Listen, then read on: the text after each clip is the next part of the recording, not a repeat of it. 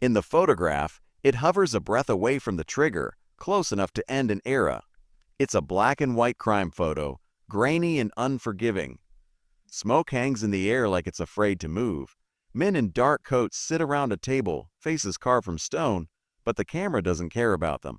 The danger is smaller, quieter. A red circle would point to it instantly.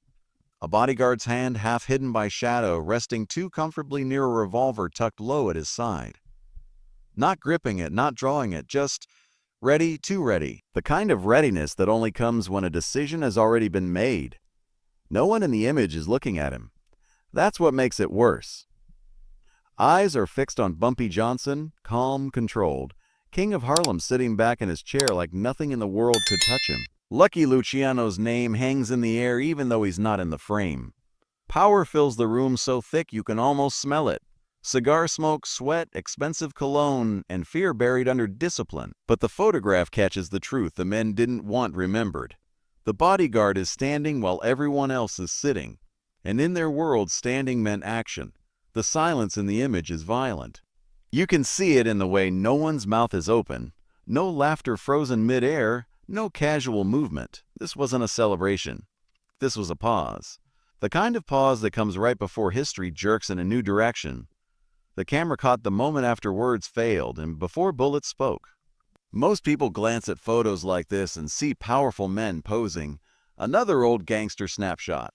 But if you stare longer, really stare, you notice the bodyguard's knuckles are lighter than the rest of his hand.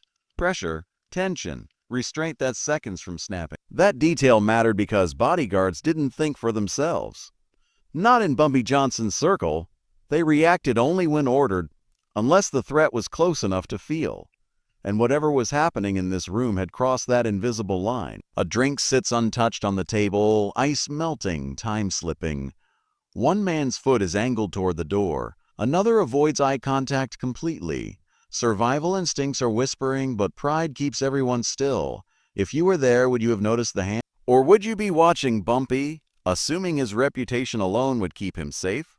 This photograph doesn't show blood, it doesn't show motion, but it shows intent, and intent is deadlier. The bodyguard isn't afraid of the men in front of him. He's afraid of what happens if he doesn't act first. That's the terror hiding in plain sight. In the underworld, hesitation gets buried faster than enemies.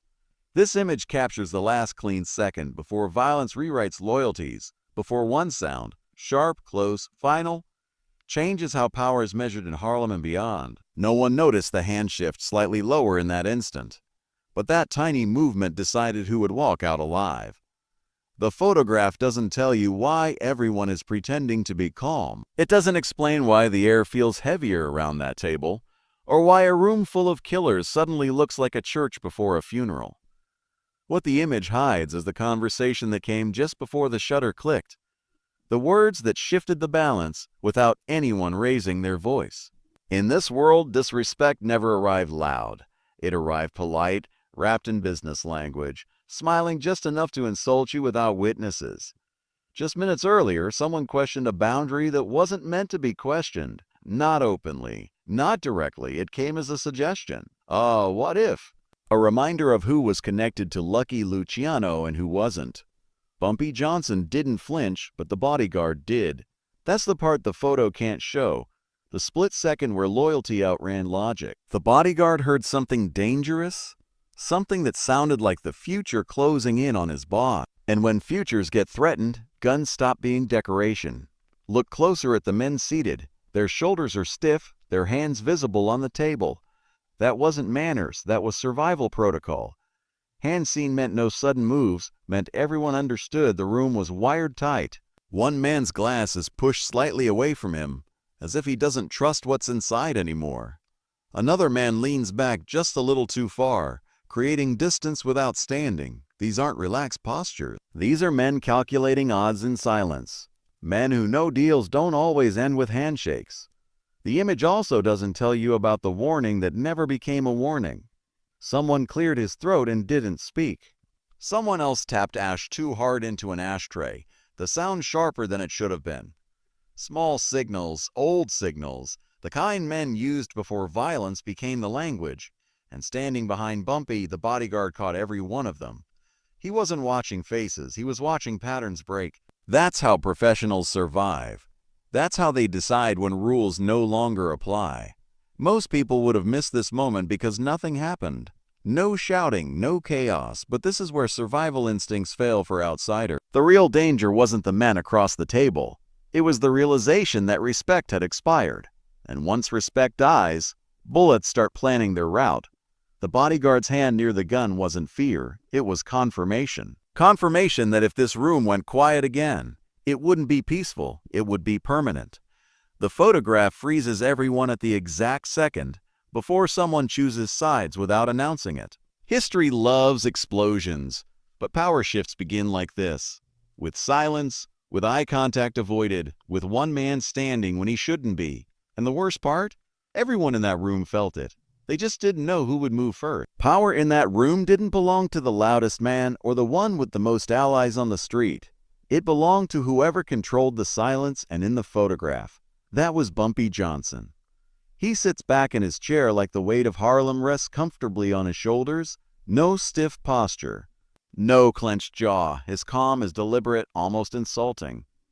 In a world where fear is currency, calm is wealth, and everyone in that room knows it. Look again at the image. Bumpy isn't leaning forward, he isn't proving anything. His eyes aren't wide or aggressive, they're measured, almost bored. That's not arrogance, that's dominance. Men like him didn't need to raise their voice because the streets already spoke for them. Every man seated around that table has heard stories about what happens when you cross him. Stories about disappearances that never made newspapers. Stories about favors that turned into lifelong debts. That history is in the room too, invisible but suffocating. The power imbalance shows in who speaks and who waits.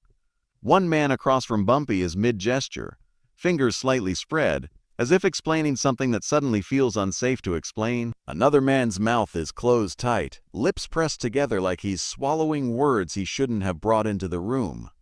They came thinking this was a negotiation. They're realizing too late it's a judgment. And judgments don't always come with appeals. Behind Bumpy, the bodyguard stands like an extension of his shadow. That matters. Bodyguards usually blended into walls, into background. This one doesn't. He's close enough to feel Bumpy's breath, close enough to hear every shift in tone. His job isn't just protection, it's interpretation. He reads disrespect before it's spoken out loud. And in that moment, the power he feels isn't his own. It's borrowed. Borrowed power is dangerous because it's meant to be spent. Most people looking at this image would focus on the men with reputations, the names history remembers. But real control is shown in reactions, not reputation. Notice who isn't smiling. Notice who doesn't reach for his drink. Notice who keeps glancing sideways instead of straight ahead. Those are men who know they're not in charge, no matter what titles they carry. The room has already chosen its center of gravity, and it isn't moving. If you were there, you might think nothing is wrong. You might think this is just another meeting, another business talk among criminals. That's how people end up on the wrong side of history, mistaking restraint for safety. Because restraint is only valuable until someone decides it's no longer worth the effort. The photograph captures power at its most dangerous stage. Quiet, confident, and one heartbeat away from being enforced. And somewhere in that stillness, someone realizes too late that leverage has shifted hands. The hidden threat in that photograph isn't the gun itself. It's who isn't being watched. Every man in the room has eyes on Bumpy Johnson or on each other, measuring reactions, guarding pride. No one is watching the bodyguard. That's the mistake. In the underworld, danger rarely announces itself from the center of the table. It comes from the edges, from the men whose names won't make headlines, but whose actions decide them. Zoom in on his face. It's partially cut off by shadow, jaw tight, lips pressed thin. He isn't angry. Anger is sloppy. This is focus. His eyes aren't locked on a single person. They're scanning, counting breaths, noticing who shifts in their chair, who swallows too hard, who keeps glancing at the door. He's already running scenarios in his head, already deciding how fast he can end this if it turns. That's not paranoia. That's training born from surviving too many rooms like this. There's another detail most people miss. One man across the table has his jacket unbuttoned, but his hand isn't near his waist. It's near his chest, fingers brushing the inside pocket. A signal, maybe unintentional, maybe not. The bodyguard catches it instantly. In these circles, that movement could mean papers, a cigarette, or a gun. And the difference between those three is life and death measured in inches. This is where survival instincts sharpen into something colder: preemption. The hidden threat is also psychological. The men across from Bumpy believe they're protected by politics, by alliances, by Lucky Luciano's distant shadow. They think reputation is armor, but reputation doesn't stop bullets, readiness does. And standing behind Bumpy is someone who understands that protection doesn't come from permission. It comes from timing. If he waits to be told, it's already too late. Most people would have missed this moment because nothing breaks the surface. No raised voices, no overt threats, just micro movements, subtle disrespect, and the quiet realization that the rules of this meeting are no longer clear. This is where deals die and instincts take over. This is where men learn that the most dangerous weapon in the room is the one no one is acknowledging. The photograph traps the room at the exact second before the hidden threat becomes visible. Before intent turns into action. Before loyalty demands proof. Everyone is still pretending this is business. Only one man has accepted that it's already war. The moment it turned deadly didn't come with shouting or chaos. It came with a sound so small, most people wouldn't register it unless they were trained to hear endings. Leather shifting against fabric as the bodyguard's hand finally committed. That's the instant the photograph can't capture. The fraction of a second after intent stops being a thought and becomes motion. Everything in the room slowed down. Bumpy Johnson didn't turn his head. That's important. He didn't need to. Men like him survived because they trusted the instincts behind them more than the threats in front of them. His calm wasn't ignorance. It was confidence and loyalty already tested. Somewhere deep inside, he knew the line had been crossed. And once crossed, it couldn't be uncrossed with words. The bodyguard felt it before anyone else. A tightening in his chest, a clarity that erased doubt. The man across the table leaned forward just enough to claim space that wasn't his. A breath too close. A look that lingered a half-second longer than respect allowed. In normal rooms, it would mean nothing.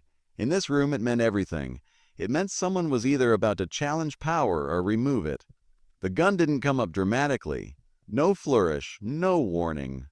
It cleared leather clean and quiet, muscle memory guiding the motion like he'd practiced it in his sleep. That's the truth about violence at this level. It's efficient, almost boring in how practiced it is. The sound that followed wasn't loud like in the movies. It was sharp, close, final. The kind of sound that punches the air out of your lungs even if you're not the one hit. For a split second, no one moved. That's the real terror. Not the shot, the silence after it. Smoke curled upward, thin and lazy, disrespecting the urgency of what just happened. A glass tipped over. Ice scattering across the table like dice deciding fate. One man's mouth opened, but nothing came out. Another man's chair scraped back instinctively, too late to matter. Most people imagine violence as chaos, but the truth is colder. The bodyguard didn't fire again because he didn't need to. The message had landed. This wasn't about killing a man. It was about killing an assumption. The assumption that Bumpy Johnson could be pressured. The assumption that alliances protected arrogance. The assumption that everyone would leave this room the way they entered. If you were there, this is where your survival instincts would betray you. You'd want to move, to speak, to react. But the men who lived understood the rule. After the first shot, you freeze until power tells you it's safe to breathe again. And power in that moment belonged to the man who hadn't even stood up. The bodyguard lowered the gun just enough to show restraint, not mercy. That mattered. It told the room this wasn't loss of control. It was enforcement. And enforcement doesn't need explanation. The echo of that single sound hung in the air, because everyone knew it wouldn't be the last consequence. The immediate aftermath is where the photograph would have shattered if the camera had stayed 1 second longer. Not because of movement, but because of realization. The room understood all at once that history had just tilted. No one rushed the bodyguard. No one reached for a weapon. That alone tells you everything you need to know about who truly controlled the room after the shot. Smoke drifted lazily, disrespectful in its calm. The smell of burned powder mixed with cigar smoke until it became impossible to separate business from blood. A man slumped forward, not dramatically, not screaming. just folding as if the strength had been quietly unplugged from his body. That kind of collapse doesn't shock seasoned criminals. What shocks them is how fast certainty disappears. One moment you're protected by alliances, the next you're an example. Bumpy Johnson finally moved then, not toward the body but toward the table. He leaned forward just enough to claim the space that now belonged entirely to him. His eyes scanned the room once, slow and deliberate. That scan was a roll call of the living. It asked a question without words. Does anyone else misunderstand where they are? No one answered. Some men nodded almost imperceptibly. Others stared at the table, suddenly fascinated by the grain of the wood. The bodyguard stepped back into position, gun lowered but not holstered. That mattered more than the shot itself. It told everyone the danger hadn't passed. It was simply under control. Control is the difference between murder and authority. In that moment, authority settled over the room like a verdict. No one asked for help. No one stood up to leave. Leaving without permission would have been a second insult, and nobody was interested in testing loyalty again. Most people think fear shows itself through panic. In reality, fear shows through obedience. Men waited to be told what to do. One man slowly pushed his chair back only after catching Bumpy's eye and receiving the smallest nod. Another wiped sweat from his upper lip and stopped halfway, realizing even that movement felt risky. Survival instincts were now fully awake but disciplined. If you were there, you'd feel the pressure in your chest, the sense that breathing too loudly might attract attention. This is where reality settles in. The meeting is over, but consequences are just beginning. Every man in that room would walk out changed, carrying a story they could never tell correctly, because telling it honestly meant admitting how close they came to dying. The body was handled quietly. No dramatics, no arguments. Efficiency returned as if nothing unusual had happened. That's how the underworld absorbs violence, by refusing to acknowledge it emotionally. But silence has a memory, and this room would never forget what it heard. The aftermath didn't end with a shot. It began with the understanding that power had just drawn a new boundary in blood. Word traveled faster than gunfire ever could. By the time the men from that room stepped back onto the street, Harlem already felt different. Not louder, quieter. The kind of quiet that makes people lower their voices without knowing why. Store owners glanced up from behind counters and held eye contact, a second too long, searching faces for answers they didn't want confirmed. Something had happened. Everyone felt it. No one asked directly. The street reaction wasn't panic, it was adjustment. That's how fear behaves when it respects power. Conversations cut short when unfamiliar footsteps passed. Laughter died mid-sentence in back rooms. Men who normally leaned in doorways suddenly stood straighter, more alert, as if the city itself had shifted its posture. This wasn't just about a man getting shot. Harlem had seen blood before. This was about how it happened. Close, controlled, unquestioned. In bars and social clubs, the story changed depending on who told it. Some said the bodyguard acted without warning. Others swore Bumpy nodded first. A few claimed the victim had sealed his fate days earlier and just didn't know it yet. That confusion was the point. Uncertainty keeps people careful. And careful people don't make mistakes. Fear doesn't need the truth. It needs plausibility. Most people would have missed how fast behavior changed. Collections happened on time. Disputes cooled down before turning loud. Even men connected to Lucky Luciano's network chose their words more carefully, suddenly aware that distance didn't mean immunity. Power had reminded everyone of its reach, not with a speech, with a single sound that carried far beyond the room it was born in. If you were walking those streets that night, you'd feel it in the way doors closed quicker, in the way eyes avoided lingering too long. You'd notice men standing a little farther apart, hands visible, posture respectful. Fear wasn't screaming, it was whispering rules back into place. This is where survival instincts either sharpen or get you killed. The smart ones adapted. The reckless ones pretended nothing changed. And they didn't last long. The bodyguard's name didn't spread. That mattered. In the underworld, anonymity after violence is a badge of success. What spread instead was the image, men sitting, one man standing, and the understanding that protection wasn't symbolic. It was real, immediate, and willing to act without hesitation. That image became a warning without words, passed through looks, pauses, and sudden silences.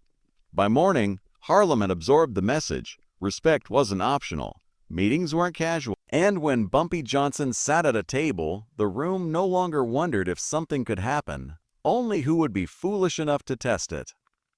That photograph came to represent more than a moment. It became a lesson frozen in grain and shadow. Long after names blurred and stories twisted, the image remained a quiet warning about how power actually works in America's underworld. Not loud, not theatrical, but absolute when challenged. Men would look at it years later and feel the same chill, even if they couldn't explain why. The danger wasn't obvious, and that's what made it unforgettable.